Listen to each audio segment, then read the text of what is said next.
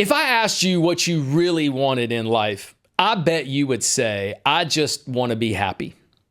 Now, you might not word it like that. We might use words like, I want a new job or more money, a bigger house, a nicer car. I want to be married. I want to be in a better relationship. All those things are really saying is we think they are going to lead us to being happy. And so those are the things that we want. Why? Because everybody wants to be happy.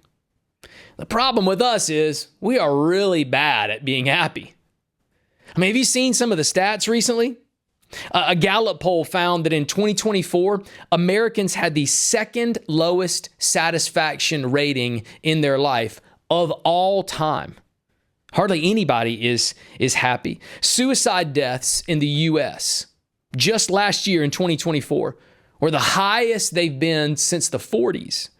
And that's a 30% increase over the past 2 decades.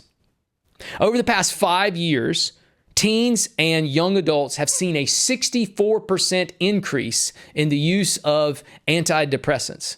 Did you realize that according to Time magazine, 1 out of every 4 women in the United States today is currently taking prescribed medication for depression? It's obvious. Hardly anybody is happy. And the reality is none of us really know how to get there. That's why I chose Psalm chapter 1. Psalm chapter 1, David helps us to understand how to be happy. He gives us the secrets, the happiness hacks that are found in the Bible that work then, and I'd be willing to bet if you tried them, they'd work for you too. Here's Psalm 1:1. It says, "Oh, the joys of those who do not follow the advice of the wicked, or stand around with sinners, or join in with the mockers." David says, oh, the joy, oh, happiness comes to those who do not do those things. David talks about a connection between our happiness and who we surround ourselves with. It's the community that we have. A happy person understands that their happiness and fulfillment and satisfaction in life is directly impacted by those people that are around you. People in your life can raise the happiness index or lower the happiness index. They impact us in various ways, relationally, financially, spiritually, emotionally, mentally. The people that we surround ourselves with, the playmates and the playgrounds, absolutely have an impact on how we feel and the future of our lives. David mentions this. He says, the steps that you're taking today with the people that you surround yourself with are leading to your future. And that's going to determine whether you're going to find true happiness in the life that you have right here. So, first thing David says, you want to be happy? Check your squad. Look at the people around you. They are going to have a direct effect on the decisions that you make, the consequences that you face, and the happiness that you feel. Verse 2 says this, but they delight in the law of the Lord, meditating on it day and night. How do you stay happy? David says, your life needs to be rooted in the Word. Spending time in God's commands, committing them. I love that he says, delight in the Lord. It's not a chore for David. He opens up this book. We should open up the Bible every day looking for the ways that it can positively impact our lives, that can challenge us, that can soften our hearts, that can expose the areas that we need to grow. You want to be happy? You need that standard. I call it boundaries. David says, man, when you really think about life, if you want to be happy and enjoy your life to the fullest, you need boundaries. You need guardrails in your life to be established. And I know that sounds weird because when we think of guardrails and boundaries, we think, oh, you're limiting the fun. Oh, it's just a bunch of rules. The Bible is just thou shalt and thou shalt nots. But when you really think about it, having some parameters, having some structure in your life and some guardrails will actually allow you to move through life with more freedom. You'll move through faster with less hiccups, less bumps.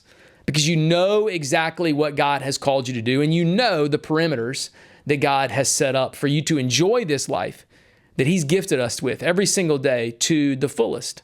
Your ability to do that will lead to your happiness. A life without boundaries, without rules, without parameters can lead to a lot of heartache. That's what David says. And that heartache will rob you of your happiness. Think about this.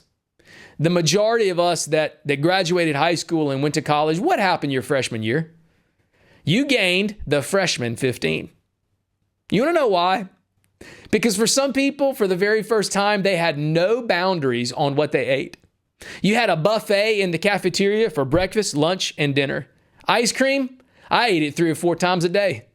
I had no limitations. The food was already paid for. The cafeteria was always open. I could just go in there, scan the card anytime I wanted to, and eat as much as I wanted to, however I wanted to do it. There were no boundaries. There was no restrictions when I first got there, and I paid the price. I think spiritually speaking, we can gain a freshman 15 without the parameters that God has in our lives. So think about the Word and being rooted in the Word as a way that God protects us from going off the rails. Because when you go off the rails, those consequences will lead to your happiness and joy being sucked right out of you. Boundaries, community, the people you surround yourself with. Verse 3, these happy people, they're like trees planted along the riverbank, bearing fruit each season. Their leaves never wither, and they prosper in all that you do. David gives us this example. If you want a tree to grow and be healthy, you need to plant it by the water. Make sure it's watered. Make sure there's a source of life that is fueling your life. You would never plant a tree in the middle of the road or try to plant flowers in a desert. There's no water there. There's no life-giving source there. So David says your happiness in life is going to be connected to the connection that you have with God. God gives you what you need. God gives you that life, that spiritual water. The scriptures say that God and His Word and His presence in your life daily will make sure that you have the energy and the desire and the heart and the everything you need in order to accomplish the purpose that God has placed and called on your life. Maybe you're going through a hard season in life. I appreciate that David says it's not that the weather will never be hot. It's not that the sun will never beat down on your life. Man, there's been plenty of seasons in my life where the sun has been bright and hot and I feel like withering, but I don't. Why? Because the root is based in Scripture. My life is connected to the source of life. I'm getting plenty of water. So, hey, let the sun come, let the heat bear down. The leaves on a happy person will never fall off. They will never wither. It will never die. They'll face hardships, but they'll actually grow through it because they're connected to the life source. Verse 4 and 5 says this, but not the wicked. The wicked who are not connected to the source of life, they're different. They're like worthless chaff scattered by the wind. They will be condemned at the time of judgment. Sinners will have no place among the godly. I mean, what happens to a tree that dries up and withers? Man, all the leaves just blow off. It happens every fall. The leaves fall off, and what do? You pick them up and take them by the road. They get picked up. They're useless. They're of no benefit. Sometimes without wisdom of God in our life, without the right community, if our hearts are not rooted in God, then our lives will fall apart. They crumble under the heat and the pressure instead of thriving when your life is planted by the source of life. Here's how David closes it in verse 6. For the Lord watches over the path of the godly, but the path of the wicked leads to destruction. Hey, the reality is all of us have a path that we want to go through in life. We have a destination that we think we're headed to and might even have a plan that we're trying to execute today. But the difference between happy and unhappy is really the difference between a paper map and that GPS app that you have on your phone. Everybody's got a map. They know where they want to go. They know how they think they're going to get there. But the problem with a paper map is you never know any of the things between where you are and your destination. There could be cops lurking in the bushes waiting to pull you over. There could be a huge construction zone that has traffic bottleneck for miles. There could be a road that's closed and you're headed there and you don't even know it. A map will show you the whole way, but it won't help you navigate the hardships in life. The things that, if we're honest, when we roll up on them, zap and suck the happiness and joy right out of us. But an app like Waze will tell you exactly where the hardships are.